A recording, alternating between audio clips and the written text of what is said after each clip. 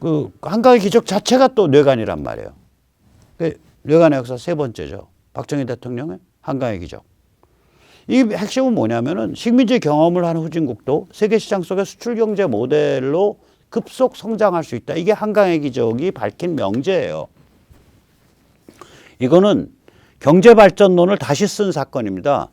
이 한강의 기적 이전에 전 세계 뭐 아무리 유명한 경제학자들 다 보면 딱 이런 겁니다. 굉장히 그 저기 김일성 주체 경제랑 비슷해요. 경제란 농업이 발전을 해서 그게 농업의 발전에 힘입어서 경공업이 발전을 하고 그 경공업이 내수 시장에 쫙 퍼져나가서 거기서 공업이 이렇게 성장해서 그 다음에 그것이 발전을 해서 중공업이 발전하는 그런 과정이 경제 발전입니다. 그래서 경제 발전 1단계, 경제 발전 2단계, 경제 발전 3단계. 경제 발전 1단계는 농업의 발전, 농업에서 잉여 농산물이 나오는 상태. 2단계는 경공업의 발전, 3단계는 중공업의 발전. 이런 발전론이었었어요.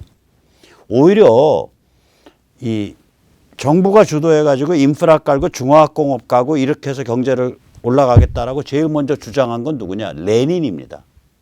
그걸 레닌이 불균등 발전론이라고 불렀습니다. 1910년대. 레닌의 불균등 발전론을 가지고 그걸 가지고 이 식민지 경영, 특히 전략적 식민지, 그게 자기들의 그러니까 내선일체 혹은 자기들의 내선일체 다음에 발판, 만주는 일제의 경우는 발판이고요. 일제의 관점에서 한반도는 장기적으로는 일본과 동질화되는 지역으로 봤어요. 얘들은 진짜로 그렇게 본 거예요. 그러니까 한반도에 그냥 쫙 인프라 깔죠. 지금 그러니까 부산에서 출발해서 신의주까지 가는 국도와 철도 그때 잡힌 거고요. 지금 목포에서 출발해서 원산까지 가는 국도와 철도 그때 잡힌 겁니다. 또 목포에서 출발해서 부산까지 왔다 갔다 하는 그 국도 그거 지금 이제 3번 고속도로죠. 그거 그때 잡힌 겁니다. 발전소 쫙 짓고 항만 여기저기 딱 짓고 이거 다 일제가 그러니까 그런 스타일로 간 거예요. 이게 일제가. 그리고 그것의 원형은 오히려 레닌한테 있어요. 레닌의 불균등 발전론은 이거예요. 그런데 이쪽 최소한 자유시장 경제에서는 그런 개념이 없었다고요. 레닌 모델이나 일제 모델이 없었어요. 그냥 농업 발전, 경업 발전, 중공업 발전밖에 없었어요. 또 거꾸로 레닌이나 일제에서는 세계 시장을 상대로 해서 수출 경제로 이렇게 간다 이런 개념도 아닌 거예요. 이건 획기적이고 독보적인 건데 이거가 이제 그 설에 의하면 박정희 그 당시 군사혁명 군사 최고위원회 위원장 그때 이제 민정이양 하기 전에 그 최고위원회라 그랬죠. 혁명 최고위원회. 박정희 위원장과 이병철 총수 사이에서 얘기가 된 거라 그래요. 이제 그 4.19가 터지고 나서 부정축제로 이렇게 지탄을 받아서 이제 잡히면은 죽거나 장기적으로 감옥에 가니까 이제 이병철 총수가 저기로 튄다고요. 일본으로. 1960년 4.19 터질 때 기준으로 보면 이병철 회장이 이제가 박잖아요. 그래가지고 그 대한민국 주요 은행의 대주주가 전부 삼성 거였어요. 그때는. 믿거나 말거나. 그러니까 돈 되는 건 여기저기 다 갖춰놓은 상태였었어요. 그 당시 1960년 삼성이. 그런 상태에서 일본에서 숨어 있다가 이제 피해 있다가 5.16이 터지고 5.16 터진 다음에 이제 또 이제 그 5.16 정부랑 얘기가 돼야 되니까 또 시간 끌면서 얘기 조율하고 김포공항에 비행기 내려서 바로 청와대로 들어갔다 그래요. 이 회장이. 돌아가신 이 회장이. 그래서 이제 그렇다 그래서 박정희 정부하고 그 박정희 대통령 쪽하고 이병철 쪽은 마지막까지 관계가 안 좋죠. 왜냐하면 힘을 억제를 시키려고 삼성은 그 이런 중화학공업화라든지 무슨 뭐 이런 결정적인 데에 다 뺐잖아요. 저기는 워낙 강하니까 저기 더 키워줬다간 정말 큰일 나겠다 이렇게 생각을 했을 거예요. 박 대통령은. 그러나 어쨌거나 경제보복은 별로 없었단 말이에요. 그 다음에 그때 이 회장이 이 박 대통령 만나서 지금 세계가 전부 시장 경제로 이렇게 가고 있고 세계 시장이 자리 잡고 있으니까 한국 사람들이 근면하고 학습 능력이 강하니까 여기 자본도 없고 그다음에 기술도 없지만 악착같이 빨리 배워가면서 하면은 수출 경제로 발전할 수 있습니다. 이 얘기를 드렸다 그래요. 설에 의하면. 근데 박 대통령이 영민한 사람이니까 그걸 바로 알아듣고 그렇게 해봅시다. 그래서 그때 이 길이 잡혔다는 그러한 얘기가 있습니다. 자, 어쨌거나 한강의 기적 자체가 세 번째 뇌관이에요. 네 번째 뇌관 이제 거꾸로 가는 겁니다. 계속. 네 번째 뇌관 당연히 6.25 남천 격퇴죠. 이게 왜 네 번째 뇌관이냐? 이게 국제적 사건입니다. 6.25가 어떻게 일어나는 거냐? 동구 공산화가 45년에서 47년 사이에 일어나요. 중국 공산화가 49년에 일어나요. 소련이 핵무기를 확보하는 게 49년입니다. 자, 소련 입장에선 야, 지도 봐봐. 우리가 제일 넓어. 동유럽 다 갖고 있고 그다음에 중국까지 가졌어 이제. 거기다 핵도 가졌네. 오케이. 한반도 저거 한번 정리해 보면서 미국 한번 흔들어 볼까? 이 생각을 한 거예요. 그러니까 6.25는 김일성의 전쟁이 아닙니다. 스탈린이 모택동을 끼고 김일성을 내세워 버린 국제 차원에서의 군사 침공에 의한 공산체제 수출 전략입니다. 저게 그 실험입니다. 그 전략에 이거를 두고 많은 그 문자에 이렇게 얽매여 있고 그 문서에 얽매여 있는 학자들이 6.25는 김일성이 벌인 게 맞습니다. 김일성이 저기 그 계속해서 모스크바 방문 뭐 2번인가 1번인가 해서 그 스탈린한테 내려가면 우리가 전쟁을 해서 이렇게 성공할 수 있습니다. 전쟁 벌일 테니까 도와주십시오. 라고 간청을 했습니다. 세상 참 잘못 산 사람들이에요. 그때 김일성 나이가 몇 살이냐? 김일성이 1912년생입니다. 저희 돌아가신 선친과 나이가 같아요. 그러면 37살이에요. 그리고 몇 년 전에 소련군 대위였고 그런 자가 그리고 북한이란 체제의 국부는 김일성이 아니라 소련군 극동군 사령관 슈티코프 그 정치장교.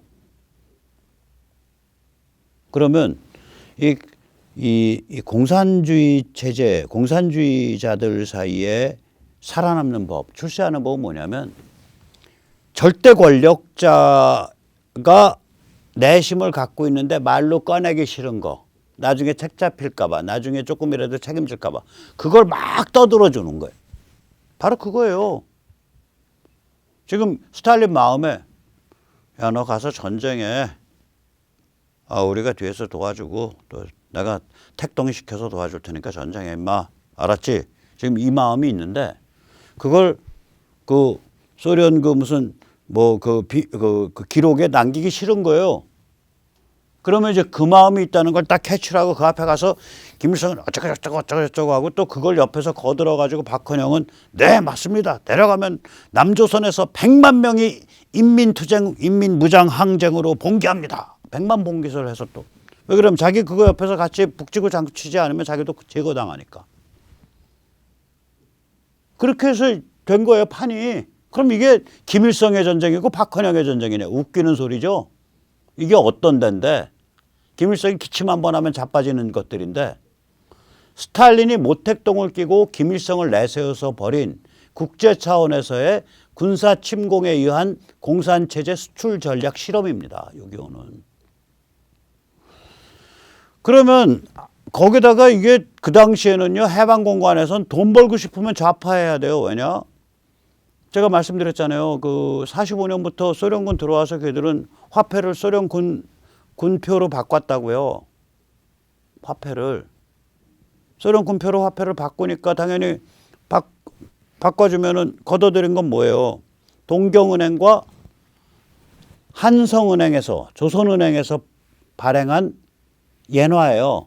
참고로 제가 자꾸 거듭 말씀드렸지만 일제의 전체 지역 중에 엔화를 발행하는 은행은 딱 2개입니다. 그러니까 국립 발권은행이 딱 2개예요. 하나가 동경은행이고 하나가 지금 그 한국은행 저기 소공동에 있던 그 자리 그 조선은행 2개예요. 그러니까 일제가 이 한국을 진짜로 동화시키려고 그랬다니까요. 얘들이. 그러니까 일제가 뭐 그냥 수탈만 했다 이렇게 해서 일제는 나쁜 놈 악마 그런데 너가 친일파 해서 그 전부 다 튀어나와야지. 잠깐만요. 일제가 악마면요 독립운동한 사람 따로 기를 것도 없어요. 악마랑 싸우는 건 상식 아니야. 우리가 왜 기려? 우리 선배 세대의 독립운동, 독립정신이 왜 위대한 거냐면 이 좌파 독립정신, 공산주의 독립정신 말고요. 공산주의자는 기본적으로 신토, 텐노를 모시는 신민을 스탈린, 소련을 모시는 공산주의를 섬기는 신민으로 만들자는 거니까 얘들은 독립이 아니에요. 얘들 독립이 아니에요. 일제식민지를 소련 위성국가 만들겠다는 건데 무슨 독립이야 그게. 그래서 이제 다시 돌아오면 이제 발권은행이 여기 있을 정도로 완전히 이제 yen화 세상이니까 그 yen화를 다 걷어들인 거 북한 지역에서. 이거를 그 당시에는 비닐이 없잖아요. 석유화학이 없으니까. 그래서 기름 먹인 종이 같은 걸로 싸가지고 못 보내잖아요. 그게 찢어지니까. 이거를 드럼통에다가, 드럼통을 불을 떼서 말린 다음에 드럼통에다 집어넣고 그 위를 밀봉을 하고 거기를 이제 그렇게 해서 드럼통째로 남조선으로 보내는 거예요. 그럼 이게 다 남로당 인맥 타고 나눠지는 거예요. 그러니까 그때 남로당 하면요, 그 좋은 자리 가면 떼돈을 버는 겁니다. 무지막지한 천문학적 돈이 드럼통에 담겨서 남조선으로 들어오는 거예요. 이게 뭐 해방공간에서 진보적 공산주의 사상에 심취해서 무슨 좌파 운동을 해. 웃기는 소리 하지 마세요. 태반은 돈 냄새 맡고 한 거예요. 돈에 줄 서서. 상식적으로는 이런 물량이 쏟아지는데 하지는 야전군 사령관이고 미 국무부는 그땐 CIA 별거 없었고요. 미 국무부는 거기 좌파 소굴이어가지고 그 알저 해지슨가 뭐 이런 놈들은 저기 그 어떻게 하면은 한국을 적화시킬까 그거를 위한 기한을 자기 책상에서 타이프 치면서 하는 거고, 이거 넘어갔어야 마땅을 해요. 적화됐어야 마땅합니다. 그런데 우남 이승만 지도력 아래 단결해서 선배 세대가 영웅적 투쟁을 해서 이 전쟁을 막아냈단 말이에요. 미군과 유엔군의 도움을 받아서 물리쳤다고요. 그럼 이 메시지가 뭐냐? 스탈린 뺨 때린 사건이 이거. 야, 인마 군사 침공해서 뭐 공산화해? 웃기지 마, 인마 퍽. 그 다음에 소련이 군사 침공해서 공산화를 직접 시도한 적은 없습니다. 공산 체제를 유지하기 위해서 소련 군 탱크가 동원된 적이 있어요. 그게 1956년 헝가리예요. 또 친소 정권을 유지하기 위해서 소련군이 더 강화된 적이 있어요. 그게 1970년대 말 아프간 전쟁입니다. 그때 반소 투쟁을 한 게 탈레반이고요. 그 탈레반한테 뒤에서 돈 대준 게 미 CIA입니다. 탈레반은 미 CIA의 작품입니다. 그때 엄청 돈 내줬어요. 왜냐하면 반소 투쟁의 최전사라고 생각을 해서. 업보가 많은 거예요. 미국도. 그 업보가 있어요. 예. 자, 뇌관의 역사 5번째 말씀드립니다. 5번째 뇌관, 우리 한반도에서 터지 이제 거꾸로 돌아가는 거예요. 러시아 공산화가 썩어빠진 조선 왕실과 고종과 조선 지배계급의 산불이라고 저는 감히 주장을 합니다. 이게 어떻게 되냐? 19세기 말에 러시아 남진 정책, 영미의 남진 저지 정책이 한반도에서 충돌했단 말이에요. 거문도 영국군 해군 기지 만들려고 했던 사건이 그거죠. 그때 영국군이 그 별것도 아닌 땅 쓰는 거에 천문학적 돈 지불하겠다는 거 조선왕실에서 거절했잖아요. 그때 그거 들여와서 이렇게 딱 그 러시아 남진을 막는 전초기지 하면서 영미랑 트고 그 영미에서 충고해 주는 대로 사회를 개혁했어야 돼요. 그랬으면 우리 식민지 안 가요. 6.25도 없었고 동아시아 정세도 안정됐고. 근데 그러질 않고 이게 동아시아의 화약고예요. 이게 화약고 역할을 했다고. 이게 무슨 짓을 했냐? 충돌을 하는데 전쟁을 오히려 유발시켜 버렸다고요. 러시아 편을 들어줘 버렸잖아요. 아관파천의 뜻이 뭐냐? 아가 러시아예요. 왜냐? 러시아를 아라사라고 불렀거든요. 아라사라는 얘기는 어디서 온 거냐? 러시아를 몽고 사람들이 오로스라고 불렀습니다. 그래서 몽고 발음 오로스가 한자로 써서 아라사예요. 아관, 러시아 대사관으로 왕실을 옮겼다. 그래서 아관 파천입니다. 저게. 아관이 러시아 대사관이에요. 러시아에 가서 줄을 섰어요. 그러니까 영미의 관점에서 보면 야, 이게 러시아가 한반도까지 내려왔네. 그래서 뒷돈을 대줘버린 거예요. 차관을 줬어요. 중무장시키느라고 일본을. 근데 일제가 그렇게 일방적으로 이길 거라고는 영미도 계산을 못했어요. 어느 정도 일방적으로 이겼냐. 완전히 작사를 냈습니다. 러시아가 함대가 3개입니다. 블라디보스토크 함대, 여순 함대, 그다음에 저기 발틱 함대. 셋 다 작사를 냈어요. 발틱 함대가 지구를 반바퀴 돌아가지고 저기 동해안으로 진입하는 걸 거문도 앞바다에서부터 때리기 시작해서 울릉도 앞바다까지 때려가지고 다 작살나고요. 그게 세계 최강의 함대 중에 하나인데 그 함대장 부속선 한 척 살아서 돌아갔습니다. 이런 사정은 블라디보스토크 함대, 여순 함대도 다르지 않아요. 전부 다 수장됐어요. 배가 한 척도 없는 상태예요. 전투에 나가는 함선이 발틱 함대 함대장 부속선 한 척밖에 안 남은 상태가 된 거예요. 러시아 함대 그 정도로 작살났어요. 러시아는 세계 최강의 육군입니다. 러시아 세계 최강의 육군이에요. 뭐 동원 규모가 100만, 200만 이래요, 얘들. 이 세계 최강 러시아 육군 또 그거를 뒷받침해 주는 게 코사크 기병이잖아요. 왜냐면 그때는 장갑차 탱크가 없을 때거든요. 그러니까 이 기병이 굉장히 그 힘을 가질 때예요. 이 러시아 세계 최강 러시아 육군 및 코사크 기병. 솔직히 말씀드리면 일본군이요. 코사크 이 건장한 사람 옆에 세워놓으면 어깨가 안 와요. 어깨. 이 왜소하고 얼굴 노랗게 떠 있고 거기다가 추운 데 가면 설사하고 이런 일본군들이 만주에서의 육상전에서 세계 최강 러시아 육군과 코사크 기병을 전멸시켜 버렸다고요. 철옹성 여순을 함락했고. 그래서 만주 이쪽 그 요동에서 싸울 때 그 날이 추워가지고 계속 설사를 하니까 그 설사 막겠다고 만든 양이 정로환, 지금은 바를 정자, 이슬로자, 환약할 때 환자를 쓰지만 제 어렸을 때 정로환은 정벌할 정자, 이슬로가 그 러시아로잖아요. 그러니까 러시아를 그러니까 러시아를 깨부수는 환약이다. 그게 정로환이에요, 정로환.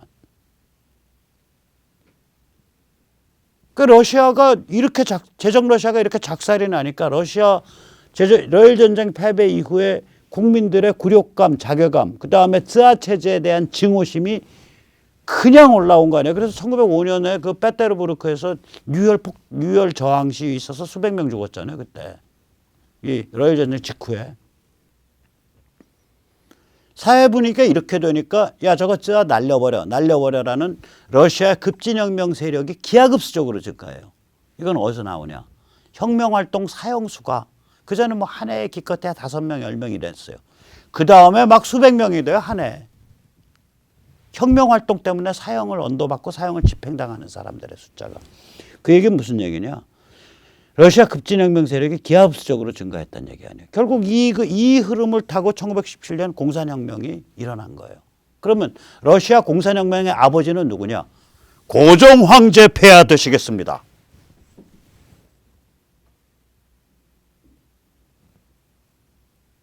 레닌의 사부는 누구냐? 고종 황제 폐하 되시겠습니다. 레닌의 가장 확실한 후원자와 뒷배는 누구냐? 고종 황제 폐하 되시겠습니다.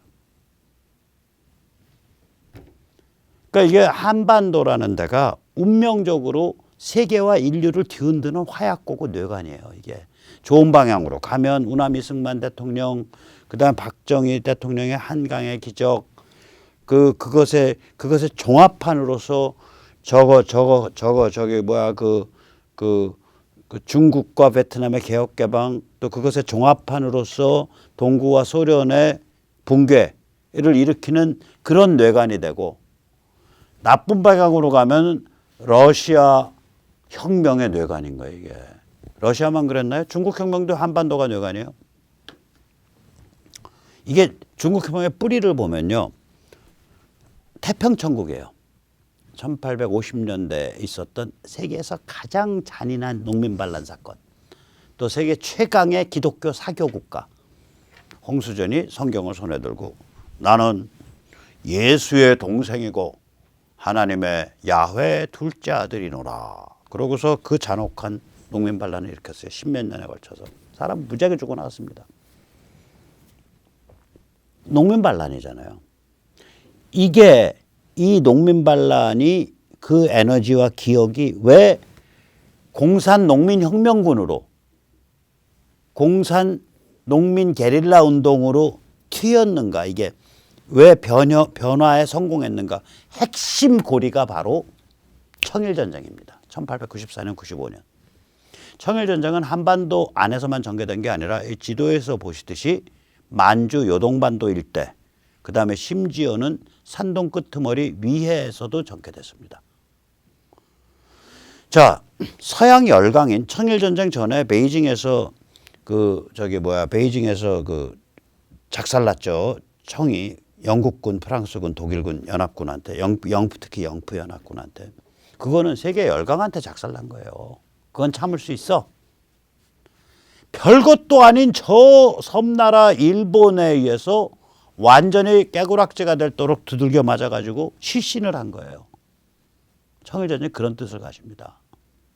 그러니까 정확히 말씀드릴게요. 저희들이 치욕의 100년입니다. 치욕의 100년입니다. 이래요. 치욕의 100년이 1860년 거기부터 따지거든요. 저희들이 중국 공산당 애들이 1860년 저기서부터 한 1950년까지 해서 대충 치욕의 100년, 태평천국 때부터 해서 1860년이면 저거예요. 그 제2차 아편전쟁, 그러니까 베이징이 함락됐던 사건이에요. 그때부터 치욕의 100년을 따지는데 아닙니다. 치욕의 100년이 아닙니다. 1894년부터 따져야 됩니다. 앞에서 34년 빼야 됩니다. 치욕의 66년입니다. 혹은 치욕의 60년쯤 되는 거예요. 치욕의 정확히 말하면 저희들이 이제 1949년 중국 공산화에서 치욕이 끝났다고 하니까 49 더하기 6 정도 하면 치욕의 55년이에요. 치욕의 100년이 아니라 공산당 구호가 치욕의 100년을 공산당이 끝냈다는데 너 치욕의 100년 끝났다고 인정해 줄게. 근데 그 치욕 중에 제일 큰 치욕이 누구야? 아니 자기를 팰 만한 실력 있는 놈한테 맞은 건 치욕이 아니에요. 프랑스나 영국한테 맞아서 뻗은 건. 그게 아니라 엊그저께까지 조공도 못 바치던 것들이에요. 조공도 못 바치던 것들. 거기에 맞아가지고 뻗은 거예요, 이게. 중국은. 그 굴욕감, 자괴감이 보통이겠어요. 그러니까 그 다음번에 드는 생각은 뭐냐면 무슨 수를 써서라도 부국강병해야 된다. 무슨 수를 써서라도 현대 과학기술을 흡수하는 지름길을 발견해내야 된다. 이거. 그래서 일본을 꺾어야 된다. 뭐 이런 것들이 이제 막 밑에서 들고 일어나죠. 현대화 지름길을 찾아내야 된다는 강박증이 작동을 하죠. 그 강박증에 대고 딱 정신병이 들어오는 거 아닙니까? 공산혁명을 하면 평등사회를 갈 뿐만 아니라 한 방에 초현대 국가가 될 수 있다. 그게 공산주의자들이 떠든 소리예요. 그 당시에. 공산주의는 소련에서도 러시아에서도 그렇고 중국에서도 그렇고 현대화를 위한 매직 레시피, 부국강병을 위한 매직 레시피로 선전됐었어요. 평등과 선진화를 동시에 달성하는 길. 공산혁명! 이렇게 되는 거예요. 그래서 이 현대화 지름길에 대한 강박증을 틈타 공산주의로 얼레벌레 넘어가 버렸어요. 그래서 중국 공산당이 1921년에 창당되죠. 그 다음에는 그게 다시 태평천국 농민 반란 에너지랑 결합한 거예요. 다시 거꾸로 기어 올라가서. 이 1920년에 이 공산주의라는 그 지식인들의 얼레벌레가 지식인들의 그런 미친 생각이 왜 대중적인 아주 못 배운 대중적인 농민 반란 에너지랑 결합할 수 있었냐. 이게 전혀 성격이 다른 에너지거든요. 농민 반란 에너지하고 이거 그 중간고리가 뭐냐 따져보면은 그 청일전쟁에서의 굴욕감과 자괴감에서 오는 그 분노가 중간 매개고리인 거예요. 그래서 둘을 결합시킨 본드라고 이게. 태평천국의 에너지, 즉 그 못 배우고 무식하고 난폭하고 체계 없고 그냥 한번 불길같이 일어났다가 확 타고 사그라드는 그 에너지와 공산주의적 관점 두 개를 결합시킨 중간 본드가 뭐냐? 청일전쟁에서 나오는, 청일전쟁 패배에서 나오는 굴욕감입니다. 그러니까 이 에너지를 지식인에서 안 받고, 지식인의 이런 거 별로 성장하기 전에 이거부터 먼저 갔으니까 당연히 농민 반란군이 당에 대해서, 지식인에 대해서 우위를 가지는 기묘한 공산체제가 만들어진 거예요. 저는 지금도 중국의 실제 원어는 인민해방군이라고 생각을 합니다. 자, 뇌관의 역사 6개 살펴봤습니다. 최근 거 딱 따지면 동구 소련권 붕괴, 그 다음에는 중국과 베트남의 그 전에 80년대 초에는 중국과 베트남의 개혁개방, 그거보다 더 올라가면 박정희 대통령의 한강의 기적, 그거보다 더 올라가면 우남 이승만과 선배세대에 의한 6.25 남침 격퇴, 그거보다 더 올라가면은 아관파천 러시아 줄서기에 의한 러일 전쟁 촉발, 그 결과로서의 러시아 공산혁명 촉발, 그거보다 더 올라가면 동학, 그 온건한 동학을 진압하겠다고 청군을 불러들였잖아요. 고종과 그 위대한 사모님 민비께서. 그러니까 청군이 튀어들어오니까 일제가 출격을 해가지고 쳤죠. 사실은 청의 배후에는 프랑스고요, 일본의 배후는 영국이었습니다. 그러니까 한반도를 청 프랑스의 영향권에 두지 않겠다라는 영국 쪽 의지가 일제를 도와가지고 일제가 치고 들어온 거예요. 이런 상황, 이런 역관계 모르고 청군 불러들여서 저기 저 궁극을을 얘기하면서 나라 지키자라고 하는 저 농민들 때려잡으면 돼라고 판단하신 게 그 위대하신, 나중에 우리 황비 민족의 어머니로 명성황후로 이렇게 떠받들여지는 황당한 여자 민비입니다. 그리고 민비와 같이 노란한 고종입니다. 자, 그러면 이제 우리가 이게 얼마나 민감한 그 화약고, 한반도, 한국이라는 데가, 한국인, 우리 스스로가 화약고예요. 한국인은 화약고입니다. 화약덩어리예요. 걸어다니는 화약이에요, 백모. 지금 이거 보시는 시청자님들 다 걸어다니는, 인류 전체에 이 방향으로 물고 트든 저 방향으로 물고 트든 어느 방향에든 빵 터져서 물꼬를 트는 화약고입니다. 지금 한 분 한 분이 시청하시는 분들. 자제분들도 다 화약고예요. 그렇게 생각하세요. 인류를 파멸에 거의 파멸로 밀어넣을 수도 있고, 혹은 완전히 생명의 길을 열어젖힐 수도 있는, 다이너마이트가 그거 아니에요. 사람 죽이는 데도 쓰이고 인간의 삶을 풍요롭게 하는 토목공사에도 쓰이고. 다이너마이트예요, 한국인은. 자, 한반도가 뇌관인데 이게 이제 7번째 뇌관이 왔습니다. 이거 이제 터져요, 이거. 근데 어떻게 터질 거냐, 어느 방향으로. 3가지 경로라고 생각합니다. 최악은 뭐냐? 최악을 통한 부활이 있어요. 최악으로 가면 오히려 부활해요. 이게 뭐냐면 6.25가 그랬어요. 6.25 전쟁 끝나고 나서 6.25 거치고 나니까 사회가 안정이 되고 반공의 원칙에 확실히 서고 그랬다. 그래가지고 CIA 보고서 제목이 불을 통한 세례, Baptism by Fire입니다. CIA에서 나온 보고서 제목이. 미중 전쟁이 한반도에서 물리적으로 충돌하겠죠. 물론 북한의 도발에 의해서. 그 전쟁터가 돼서 뭐 한반도가 폐허로 바뀌는 최악이죠. 폐허를 통한 부활. 이렇게도 갈 수 있어요. 두 번째 뭐냐? 끝없는 타락이죠. 미국이 완전 무력화되다. 미국의 마가, 트럼프, 공화당 진영이 뭐 소리만 시끄럽지 성취하는 게 없어서 완전히 무력화된다. 그럼 한반도가 중국 위성국가 식민지로 점점 더 깊게 타락해버리죠. 이건 뭐 완전 무력화되는 거기 때문에 한국인도 여기는 뭐 끝이 없는, 가 없는 타락이에요. 이때 다 이민 가셔야 돼. 이런 상황 펼쳐지면. 극단적으로 말하면. 세 번째 뭐냐? 한반도가 딱 상황이 정리돼가지고 중국 순치, 이 순자 보세요, 한자. 말 마자가 들어가잖아요. 순하게 만든다가 아니에요. 야생마 길들일 순자입니다. 이건 야생마가 아니라 중국은 정신병자거든요. 정신병자 길들일 순자예요, 저게. 다스릴 치자. 정신병자를 다스리고 길을 들인다, 이 뜻입니다. 중국 순치의 최전선이 될 수 있어요.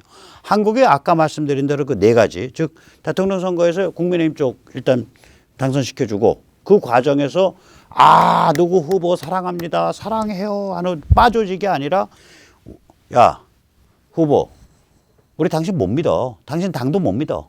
하지만 우리가 이거 외상수표 주는 거야. 라는 우리 채권단이 스스로 네트워킹 되는 수십만 수백만이 그거 만들어내고 그 다음에 그 힘을 몰아서 정교모 같은 조직이랑 딱 손잡고서 교육감 선거에서 친정교조 성향 후보들 싹 날려버리고 네 번째 지자체에서 뭐 사상적 이념적으로 우리랑 동조화된다라는 게 아니라 우리가 하는 말이 무슨 말인지 알아나 듣도록 미리 훈련시킨 사람이 미리 교육시킨 사람이 지자체에서 선량 후보로 나가고 선량이 되는 것. 그 네 가지예요. 그 만약에 그런 변화를 우리가 그런 제대로 된 변화를 일으킬 수만 있다면 우리는 한국은 결국은 미국의 변화 또 세계의 변화랑 맞물려서 중국 공산당 인민해방군의 딱 손목을 묶어주는 수갑 혹은 그 발작을 막아주는 정신병자들 발작하면은 옷 입히잖아요. 그 압박복이라고 부릅니다. 압박복. 발음 힘드네요. 스트레이트 재킷. 그 역할을 한국이 하는 거예요. 그러면 이 셋 중에 어디 갈 거냐? 이거 미국이 정하는 것도 아니고요. 시진핑이 정하는 것도 아니고요. 김정은이가 정하는 것도 아니고요. 문재인 586이 정하는 것도 아니고요. 윤석열이 정하는 것도 아니고 홍준표가 정하는 것도 아니고 안철수가 정하는 것도 아닙니다. 이 세 경로 중에 어디 갈 거냐. 이거는 우리 자유시민이 하기 나름입니다. 자유시민이 각성하고 이 14개월의 캠페인을 통해서 서로 네트워크를 형성할 수 있냐. 대형으로 수십만 수백만 단위로. 그겁니다. 14개월 동안 운명이 갈리겠죠. 냉정하면서도 집요하고 지능적으로 움직여야 될 때라고 생각을 합니다. 그럼 오늘 여기까지 모시겠습니다. 감사합니다.